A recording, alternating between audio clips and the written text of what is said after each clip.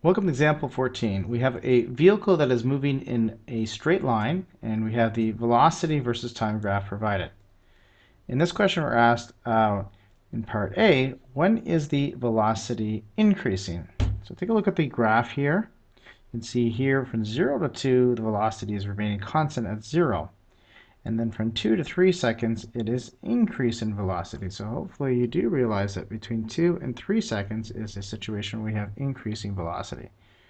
Then from 3 to 4, it's slowing down. And then from 4 till 5, this velocity is, well, it's still decreasing. You might say that actually the car is speeding up because it's speeding up in the negative direction. But all along through here, actually this is negative velocity. So the next time when the velocity would actually be increasing would be at negative 10 meters per second going to negative 5 and then eventually 0. So we have two time intervals. We have between 2 and 3 seconds and then also between 6 and 8 seconds. Now you could answer this in a different way if I were to ask when is the speed increasing. If I were to ask when the speed is increasing, then you would have a different answer. You would say still 2 to 3 seconds would be when the car was speeding up. But you could also say between 4 to 5 seconds, that is when the car would be speeding up. That would be the magnitude of the velocity is increasing. Now over here in the next part, B, we're asking when is the velocity decreasing? So you're looking at when you have a negative slope. And that would occur at 3 seconds all the way to 5 seconds. So from 3 to 5 seconds is when the velocity is decreasing. Once again, you could ask when is the speed decreasing? When is it slowing down? In this situation, you would say from 3 to 4 seconds, that is when the object is slowing down. And also from 6 to 8, that is when the object is slowing down.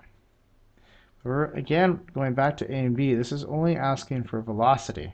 So you're really looking at the slope of the graph. This is a positive slope here and a positive slope here. That's why we said 6 to 8 and 2 to 3. And this is a negative slope in here, and that's when the velocity is decreasing from 3 till 5. So hopefully you see the differences between when velocity is increasing or decreasing, or when speed is increasing or decreasing.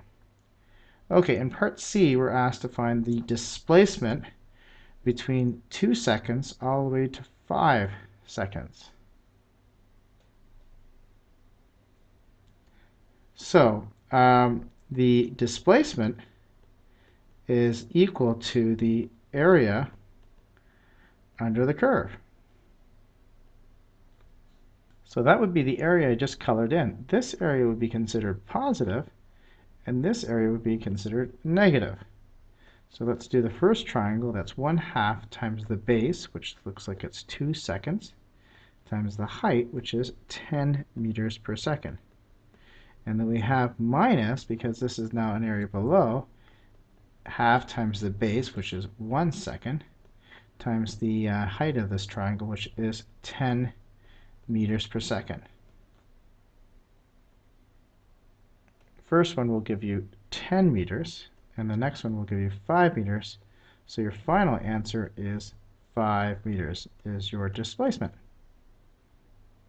In the last part, D, we're asked to plot the acceleration versus time graph for the graph that's shown above. So hopefully you recall that the acceleration is the change in velocity over the change in time, which is really the slope of the VT graph.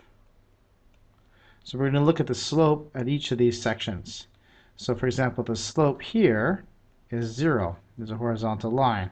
So along 0 to 2 seconds, there's a horizontal line there. Then we'll take a look at the slope from 2 seconds to 3 seconds. That would be the change in velocity of the change in time, or the rise of a run.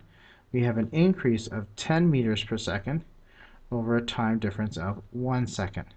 That gives you an acceleration of positive 10 meters per second squared. So if we put this as, say, 5 here, and that's 10, then between 2 and 3 there is a positive acceleration. Now between here and here, I could draw a vertical line in here, but that wouldn't make sense because it wouldn't be physically possible. So usually we tend to just draw a dashed line in between here.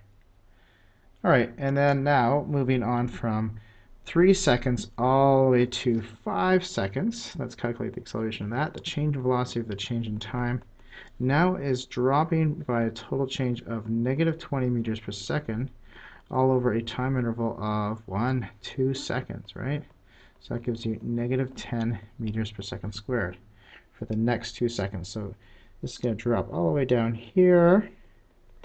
And then for the next 2 seconds, we have a horizontal line at, this is -5 and -10 meters per second squared. Right along here, we have -10 meters per second. And then from the 5 seconds to 6 seconds, we have another horizontal line. So that's a 0 acceleration. So it's going to pop back up to 0 here.